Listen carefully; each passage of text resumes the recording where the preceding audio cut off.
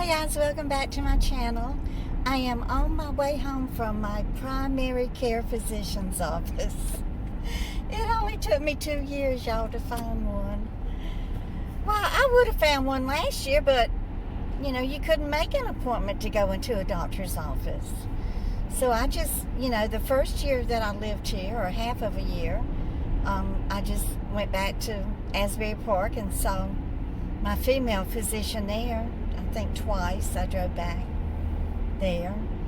She would write my prescriptions for every 3 months. Sometimes I could get her to do it for every 6 months, but usually she wanted to see me every 3 months.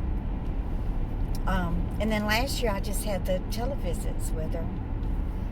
I had to visit with her a couple of times when I was sick with the COVID, and she's the one that prescribed the antibiotic for me, and I forgot the name of it. I don't know if it was doxycycline or what. And the quinine medicine. But I'm really going to miss her. But I think this doctor is going to be a good doctor. He's a Orthodox Jew. And do y'all picture people in your head, that you're going to meet for the first time, and then they look nothing like you think or you envision them to look? I thought he was going to look like Dr. Zhivago.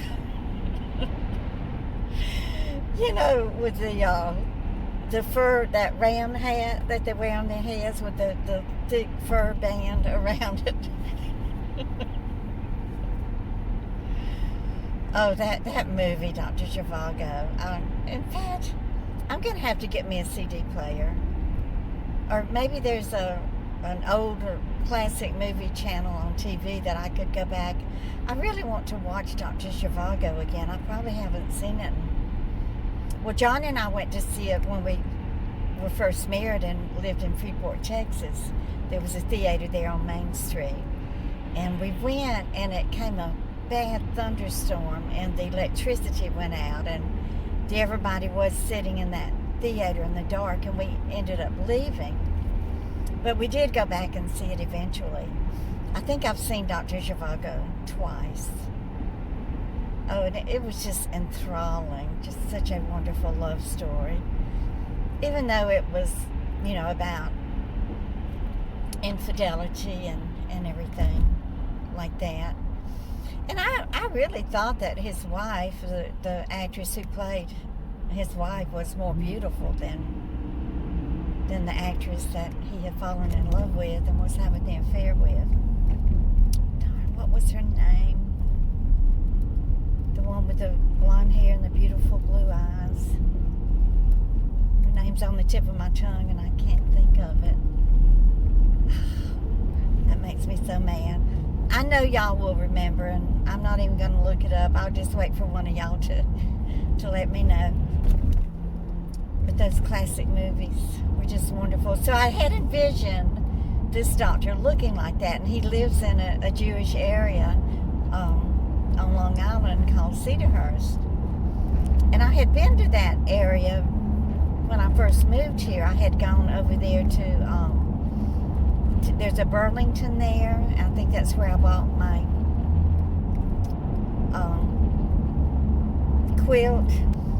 And then there is a butcher shop, a Jewish butcher shop over there. I believe I went in there and bought a few groceries. I was just amazed to be able to see a real butcher, butchering a cow. Actually cutting up the steaks and the roast and everything. I really should go back there whenever I can afford to buy beef again. And maybe get me a beautiful roast. I haven't had a pot roast in so long. Now I'm craving one. But anyway, it's in that area of town, which is a good ways from where I live. It took me about 45 minutes to drive there. Of course, there's traffic. Most of the streets are closed in little sections here and there, so it did take me a good while to get there, and I was late. I was supposed to be there at noon.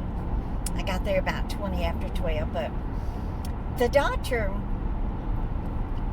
he's younger than me. I would say he's in his 50s. he's real thin and healthy, and he just has a real gentle spirit about him. And Jill told me that I would like him, and I do. So far, I do. But I know I'm going to have a problem getting my estrogen because, doctors just don't prescribe it. They don't like prescribing it. So I'm going to get the name of Jill's gynecologist and make an appointment and see if maybe I can get the 1/2 dose that I take every day. It's half of the 0.625, so I guess it's 0.312 milligrams. I just need a little tiny bit of it. I have tried and tried to stop taking it, but I've taken it for 40 years. It's not easy to stop a medication that you've taken for over half of your life. I mean, I am definitely old enough to have gone through menopause. I don't need estrogen anymore, but it affects my mental health. The few times that I tried to get off of it. But anyway, he was very thorough. He did an EKG, and it came back normal, and he did this breathing test. He was laughing at me because the last part of the test I had to take, my lungs full of oxygen in with that thing in my mouth. It was like a piece of cardboard that blew into this plastic tube. So I had to breathe in through my mouth with that thing in my mouth, and then I had to breathe out into the tube, and he started laughing at me. It was all I could do to keep the thing in my mouth. I mean, how can you blow out with all the force in your body and not blow the tube out of your mouth? But I got my flu shot, so I don't have to worry about going to the pharmacy to get my flu shot. I've decided I'm not going to get the COVID booster shot. I'm just going to, I've had COVID and I've had both vaccines, and I continue to mask and sanitize and keep my distance as much as possible. I'm just scared to get it. I mean, after that bad reaction that Mary had over on My Simple Cottage Life, I'm just terrified of it. I may change my mind. It just depends. If the numbers continue to go up here on Long Island, then I may go ahead and get the booster. But he did a very thorough job. He had gotten my records from my doctor in New Jersey, so he already knew a little bit about me. Of course, I was reprimanded a little bit about my weight. I put on more weight being sedentary these last 6 weeks. I think I was about 205, and I think his scale read 215. That's scary. But my jeans still fit me. So I'm just going to blame it on water weight. But I got this double chin again. Last year when I was on keto and lost those 30 pounds, my face got, I think the whole entire 30 pounds was in my face. I didn't have the double chin anymore. My cheeks had gotten all sunken in and thin. But anyway, I just wanted to give y'all an update on that and let you know that I do have a physician established here. He gave me a prescription for a colonoscopy and a mammogram. So I'm definitely going to go get that done. I just have to make up my mind to start taking better care of myself, because if I don't do it, nobody else is. I've got to stop doing so much for everybody else and concentrate more on myself, which it's not easy for a mother to do.